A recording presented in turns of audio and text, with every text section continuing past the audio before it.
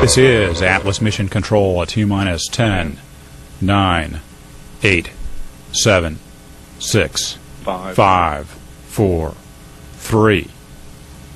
Atlas engine ignition. The Air Force has taken its unmanned aerial system program to the next level, space. On Earth Day, the X-37B was launched into space from Cape Canaveral in an Atlas V rocket.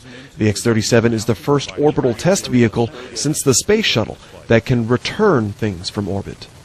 So our top priority objectives are to launch X-37, make sure it works on orbit as we predict and as we have simulated, and then make sure the new technologies that are on the X-37 can bring it back home to either Vandenberg Air Force Base or Edwards Air Force Base with no direct human control.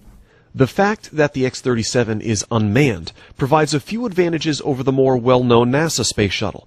The X-37 is smaller, weighing in around 11,000 pounds at launch and standing a little more than 9 feet high and 29 feet long. The Space Shuttle Endeavour is 122 feet long and weighs 78 tons.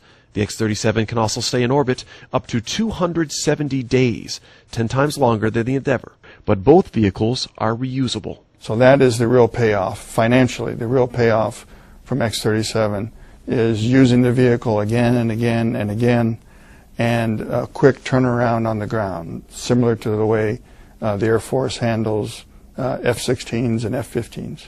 Tech Sergeant Chris Decker, San Antonio, Texas.